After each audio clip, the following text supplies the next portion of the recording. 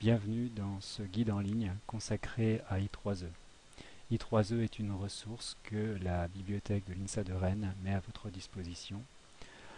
Ressource que constituent des revues, des actes de conférences et des normes, en tout 3 millions de documents. Vous y accédez à partir du portail documentaire, que ce soit sur le campus ou de chez vous, après vous être identifié. Donc pour commencer avec I3E, on va d'abord voir la manière dont on peut feuilleter des journaux. Ça se fait très facilement en cliquant sur cet onglet de gauche. Voilà, je vois ici le dernier numéro paru d'Aerospace and Electronic Systems Magazine.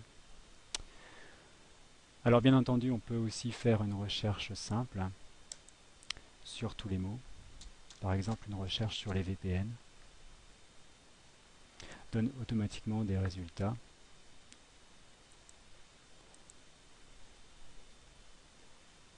Résultats classés par défaut par pertinence. Pour consulter l'article intégral, je clique ici tout simplement.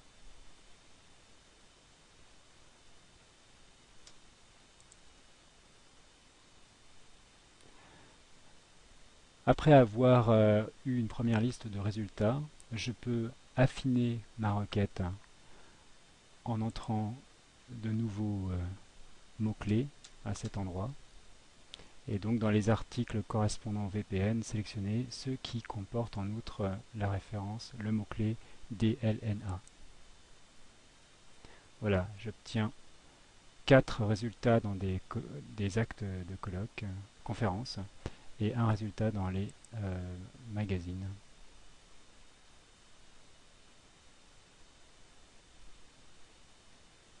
Qui est ici.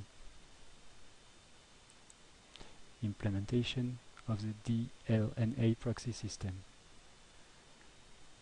Voilà, je peux accéder donc au texte intégral en cliquant sur l'icône PDF.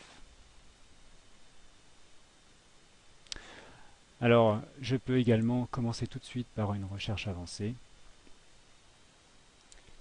Sur cette interface, on peut partir tout de suite sur une recherche avancée, mais on peut également, si on connaît déjà l'objet de sa recherche, pour retrouver par exemple un article, indiquer son titre dans Publication Quick Search. On indique le titre de l'article. Par exemple, on sait que cet article parle de Proxy Signature Scheme.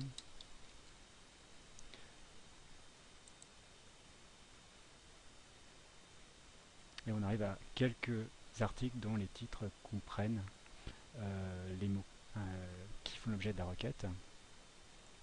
Voilà. Alors maintenant, supposons que on ne recherche pas un article dont on connaît l'existence, mais qu'on cherche à sonder la base sur un sujet. Et là, on peut utiliser bien sûr la recherche avancée en croisant différents champs, différents critères d'indexation. Par exemple, donc j'indique proxy ici. Alors je peux soit sonder uniquement les métadonnées, donc la notice descriptive des articles, soit vouloir étendre la recherche à l'ensemble du texte intégral donc des articles. Pour plus de pertinence, je vais conserver cette limitation de la recherche dans la notice descriptive. Je vais croiser cette requête avec, par exemple, le mot-clé ici, reverse proxy, qui doit apparaître donc in abstract dans le résumé. Et je peux aussi limiter ma recherche au sujet Computing Sciences, sciences informatiques, en cliquant ici. Et à des revues par exemple. Je peux sélectionner aussi n'importe quel autre format proposé, des ouvrages ou des normes. Et enfin, pour avoir des résultats récents, voilà, entre l'année 2010 jusqu'à aujourd'hui. J'obtiens quelques résultats.